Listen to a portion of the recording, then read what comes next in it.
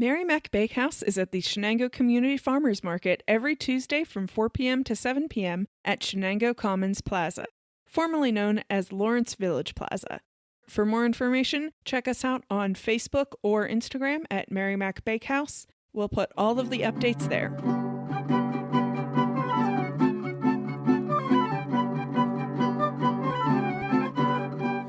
Hello and welcome to In the Kitchen with Mary Mac. Today we're making keyless lime pie in an Oreo crust. I've been working on this recipe for probably 3 years, and it never comes out. I don't know. I have it in my mind what I want it to be, and then I make it and it's like, not right. So I had to add the Oreo crust to the name because I had an epiphany last week, and I worked out my epiphany and made it into this. So the reason the pie is called a keyless lime pie is because there is not key lime in it, okay? I didn't use key lime juice, and I didn't use key lime. I used rather inexpensive small limes that I found at the grocery store that were kind of not so great looking, and I found out they have a great flavor. I don't know if they're a certain kind of a lime or not, but these limes are slightly larger than a golf ball. They're usually like a little yellowy on one side and dark green on the rest, which is kind of what a key lime looks like, but these are not key limes. And I've lucked out over the last couple years finding them at Aldi and at our local Shop and Save, so that's the type of lime that I look for. I also have a backup jar of regular old lime juice just in case I didn't get enough lime out of the limes that I'm juicing. I don't know. Boy, that was a long sentence.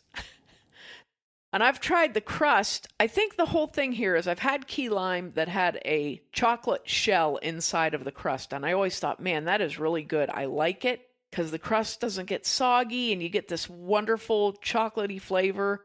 And I've tried to do it like a few different ways, like putting grated chocolate into a graham cracker crust, putting chocolate and orange or cocoa and orange or different combinations into a graham cracker crust. And it still just pretty much tastes like graham cracker with stuff in it is basically what it... And it doesn't look nice either. It's just weird. It looks like dirty graham cracker, you know what I mean? I had this bag. I've been trying to use up this bag of these Oreo crumbs. You can buy them in the grocery store. They're actually pre-crushed Oreos or probably stuff they sweep up off the Oreo floor. Well, where's the fun in that? The whole fun of making Oreo crumbs is that you get to destroy them. Well, these are pre-destroyed, okay? So I had bought them for something else, and there's so many in the bag. Literally, like I bought them for something else, and then I have this whole giant bag left, and I'm like, geez, I got to use these up. I don't want to waste them. So I've used them for a few different things. And then last week it hit me. I bet you could make a crust out of those. Because, they sell an Oreo crust at the grocery store. But I'm not paying that, I'm not doing that. So I had these Oreos, so I worked out the crust, and the crust came out all right. There was no helpful directions online, so don't look it up. Because you'll just be like, oh, you got to be kidding me, which is what I did. So... So I worked out a way to do the crust, and it was very tasty and crispy. My husband said it was too crispy, which I was cracked. What do you mean too crispy?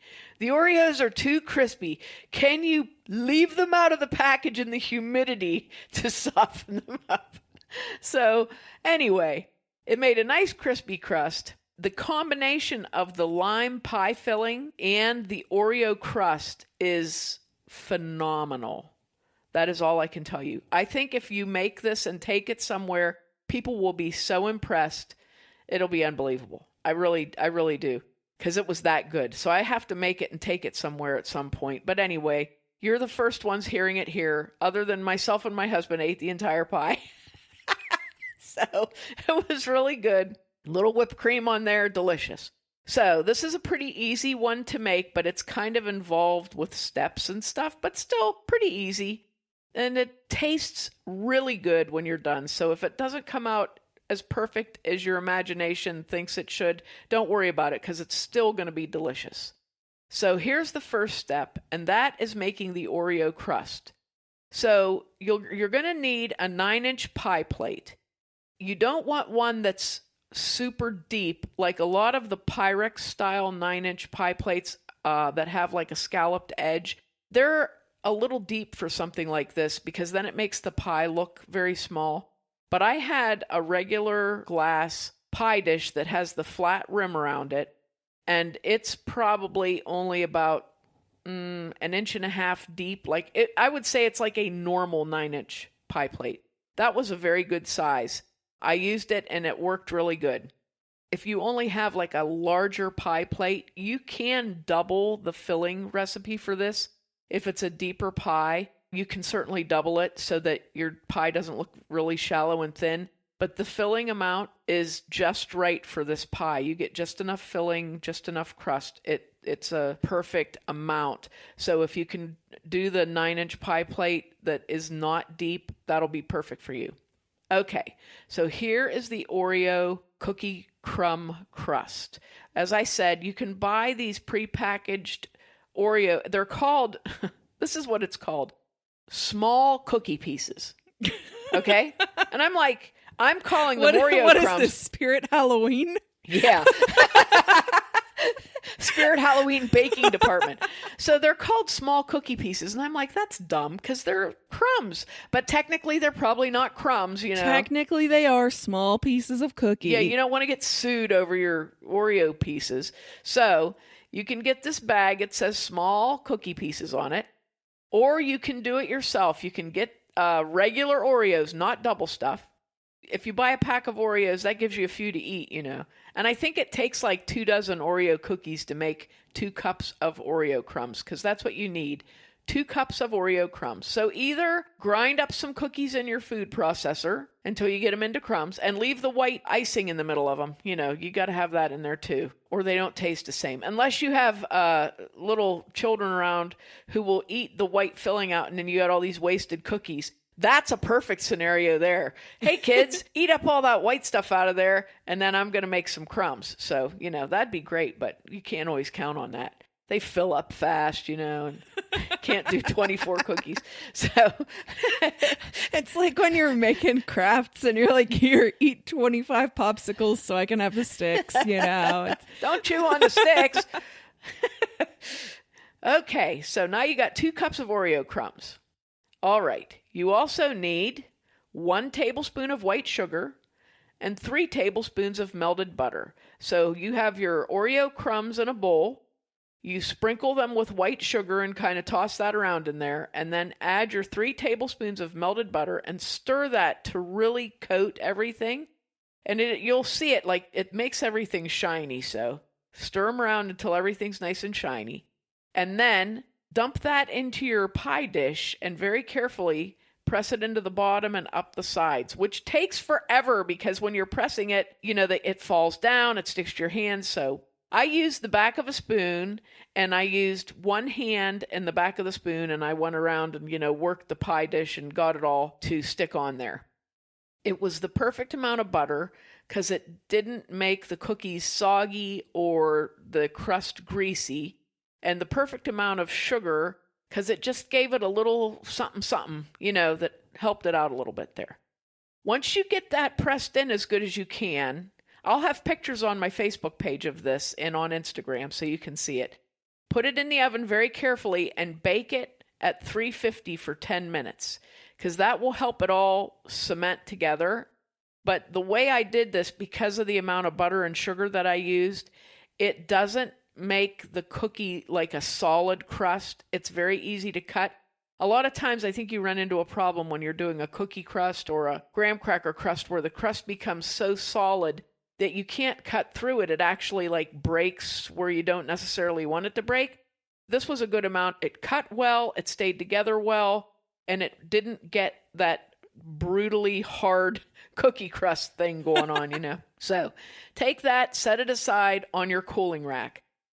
You're going to be baking your filling after you put it into the pie again, so your pie crust does not have to be completely cool to fill it, but it should be cooled down somewhat. So just put that on a cooling rack, and now we're going to do the filling.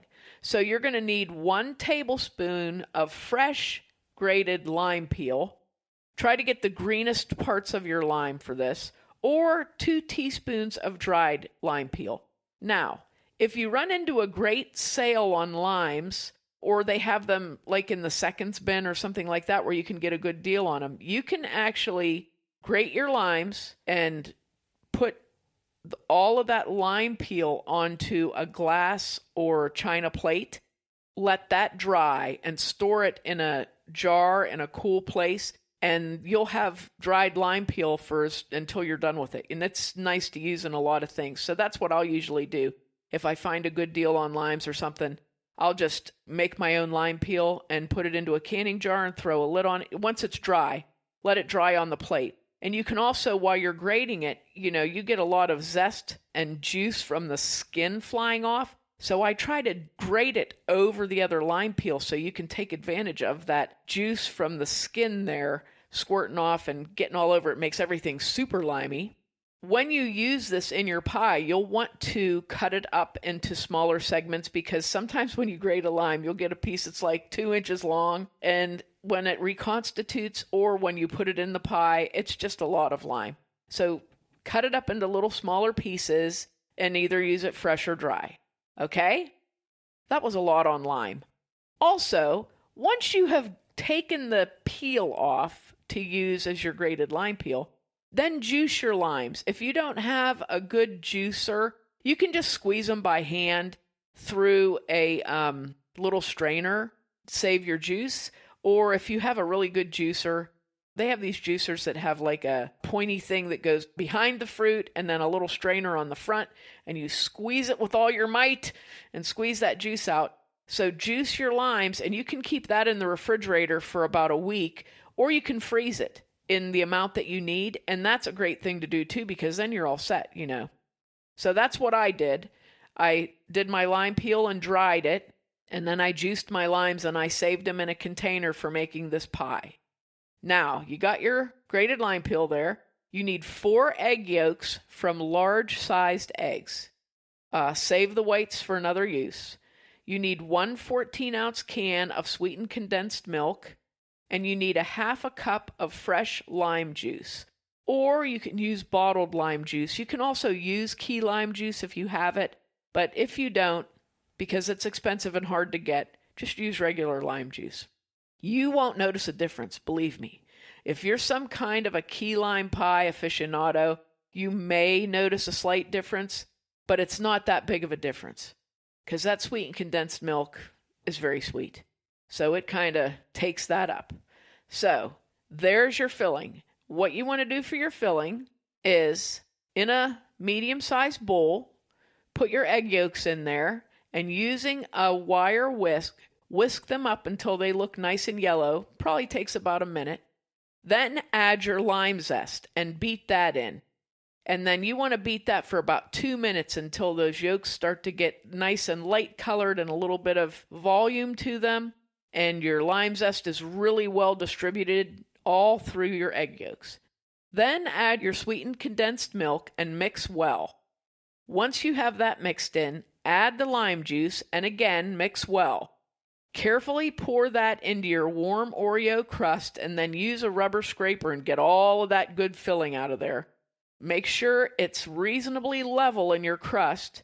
Be careful, because sometimes the cookie stuff will pop off and go into your filling. It's not a horrible problem, but just kind of watch for it. Now, you want to take that and bake it for 15 to 16 minutes at 350 degrees until the center is set and it barely moves when you gently shake that pie plate, okay? That's just about the perfect amount of time. Remove that from the oven and cool on a cooling rack to room temperature, and then place it in the refrigerator for several hours or overnight. It's really perfect the next day. However, if you have to have a piece a few hours after you make it, don't hold back. Go ahead and have a piece. Serve this with whipped cream. I'm telling you, this is phenomenal. The flavor of the filling in the Oreo crust, I was afraid that the Oreo crust would overpower the lime. You didn't get a huge amount of Oreo flavor. You got this nice flavor until you got to the back of the pie where you have, maybe it was a little bit thicker, but it was the perfect It's just the perfect combination. So I hope you really take a minute and make this keyless lime pie in an Oreo crust and amaze your family and friends, because it is really good. It's really, really good. This is like, I love key lime pie. I mean, I will have key lime pie. You know, you'll eat some terrible key lime pies in your life. I'm just telling you, you're going to. If anybody ever brings you a key lime pie that has little pieces of lime on it, don't eat that. That's a dead giveaway that somebody does not know what they're doing, okay? But I love key lime pie, and I eat it everywhere I go. I've been in the Keys. I've had it in the Keys. I've had a lot of Kermit's frozen key lime pie on a stick. Oh, my gosh. This is that good. To me, it was as good as any of those. It was very good. So I hope you give it a try. If you like key lime pie, you'll probably like my keyless lime pie. But like I said, you could make it with key limes if you want to. I just didn't want to deceive anyone into thinking that it was a key lime pie when there wasn't any key lime in it. So enjoy this. Try it out some rainy day when you're home. And just remember to let it cool off before you put the whipped cream on and eat it. And make sure to check us out online on social media at Mary Mac Bakehouse and on our website, marymacbakehouse.com. Thanks a lot for listening if you did, and if you didn't, too bad for you.